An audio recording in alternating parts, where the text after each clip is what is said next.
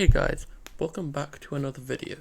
In this video, I'm going to be recapping the entire storyline of Chapter 5 and Chapter 6 in Fortnite.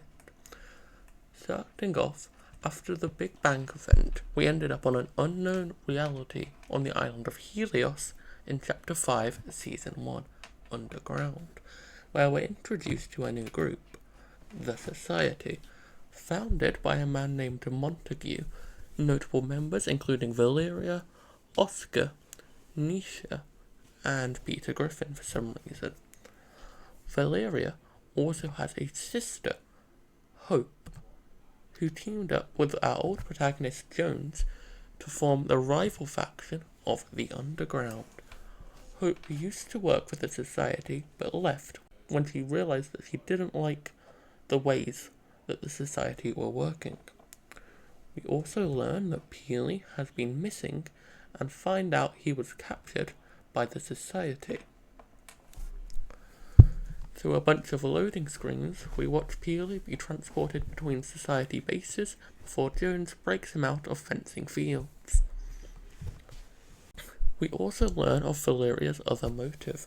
She is trying to find a very powerful artifact, Pandora's box, which she then manages to bring to the surface and open after freeing it from a Titan's hand in this event.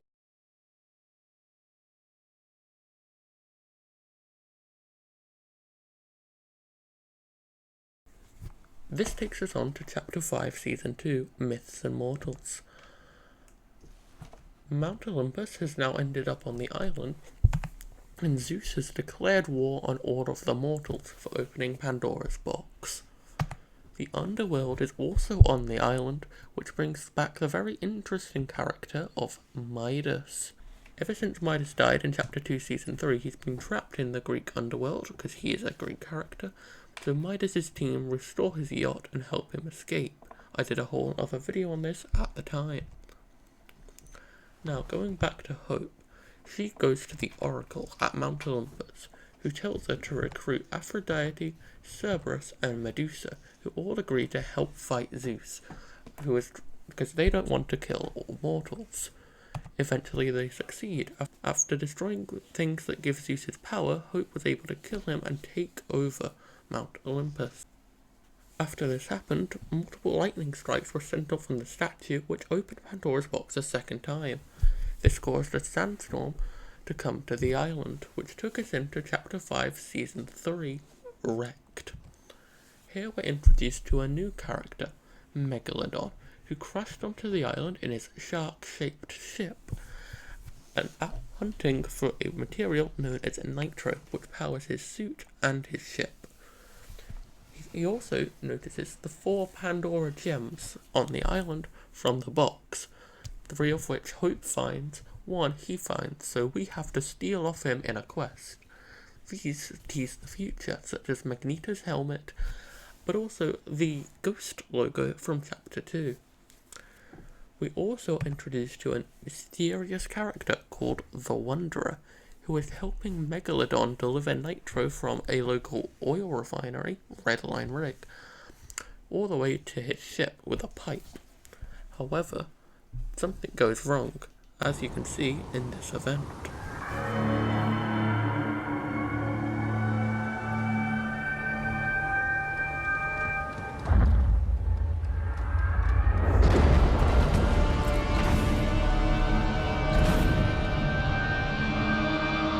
Your fate is sealed, Wastelanders. Enjoy your unhappy ending.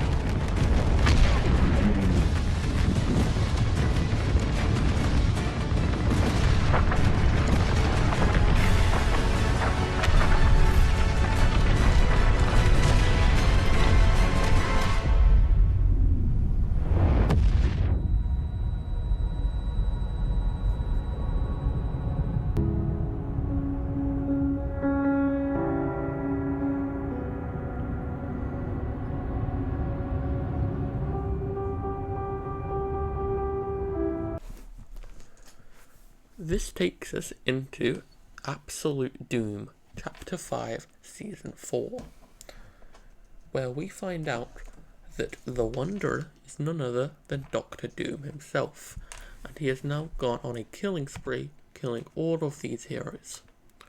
Magneto, who was released last season, sends a distress signal to Reality 616, which is the reality the Marvel Comics are set in, and recruits all of these heroes. In return, Doctor Doom kills Magneto and recruits a couple of his own, as well as building a huge tower where he's working on forging Pandora armor. This makes him incredibly powerful, and we have to fight him with this armor before using rift beacons to send him away. After that, one rift beacon survives, which we use to watch a concert at Restored Reels. However, a rift butterfly appears and transports us between worlds. During this time, there's the remix season, but I'm not going to discuss this season because it doesn't really tie into the overall lore. There are two main theories. One is we accidentally ended up on an alternative version of the Chapter 2 map whilst travelling between realities. The other theory is this was simply a dream we had based on the concert we were watching. Either way, we have now entered Chapter 6, Season 1, Hunters. This chapter is set on the new island of Oninoshima in Reality 753. Oninoshima directly translates to the Island of Demons. However, we know about this island before. The Fox Clan and the River Guard, which we were introduced to in Chapter 4, both used to reside here in Mega City, before that was sent to the Chapter 4 island. We also learn why these clans were at war, because of an ancient mask maker who imbued dark magic into the Fox Clan's masks. There are three surviving descendants of this mask maker, Kendo, Daigo, and Jade, who are all very important in the Chapter 6 storyline. The other interesting thing you should know about Oninoshima is it has a spirit realm. These portals were reopened when the 0 Point Shard crashed onto the island. Just realised I didn't mention this. The 0 Point Shard is the thing that can be seen in the rightmost image that's following us into Oninoshima. These three siblings aren't the only new characters we're introduced to. We also are introduced to the Nitros and Shogun X, demons from the spirit realm. Daigo then gives his sister Jade a mask to protect her from these demons. However, it backfires, and Jade gets trapped in the spirit realm. Because of that, we have to forge splinter blades out of a splinter from the 0 Point, which we give to Daigo to try and free Jade in the confrontation event that is going to be playing now.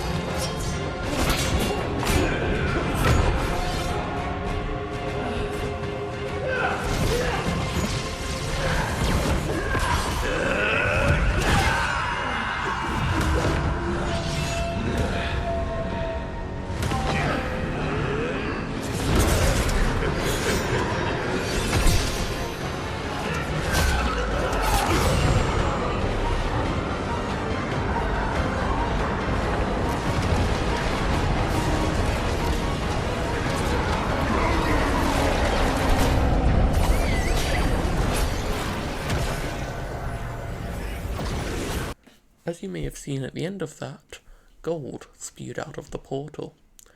This is what takes us into Chapter 6, Season 2, Lawless, where we are introduced to a new character, Fletcher Kane. Fletcher Kane is extremely wealthy due to a currency named Dilbert and his mining company, Alpha. This wealth he's used to rig a vote in the new area known as Crimson Region. Why it's called Crimson when it's full of gold, who knows? But he's rigged the vote and is now mayor of this area. Him rigging the vote has caused him to lose trust with an ally of his, Midas. Midas has now become an outlaw along with most of the other people, as all of the gold on the island has made them extremely greedy. Because of this, Fletcher Kane pays Daigo to build him a mask that can get the power of the 0 point shard for himself, so he can become even more powerful and stop the outlaws. Daigo does this and creates a mask which opens this portal, and then he runs into the portal. We then find out that during the confrontation event, that huge burst of energy actually attracted the attention of the Death Star in Galactic Battle. Not much happened in Galactic Battle that's important to the lore, so I won't cover it much, but one thing you should know is this portal decided to rebuild itself for no apparent reason. The other thing you should know is at the end of the live event, the Death Star explodes, which sends fragments raining down onto the island. As you can see in the trailer for the next season, one of them hits a portal. This sends out a huge shockwave, which provides powers to people in the next season. Super.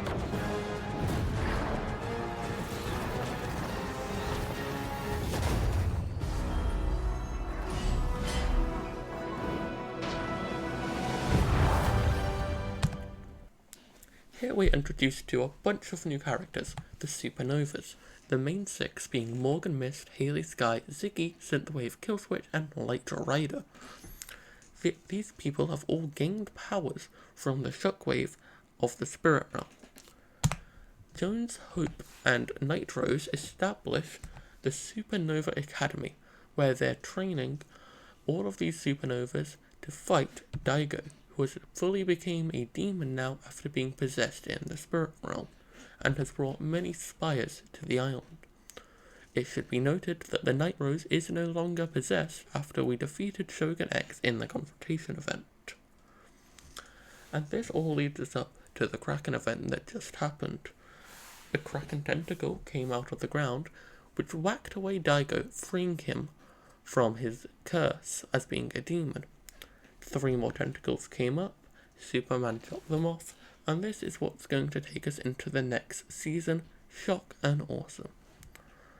That's about it for the storyline so far. Any questions or clarifications needed, please let me know in the comments. Thank you for watching. Goodbye.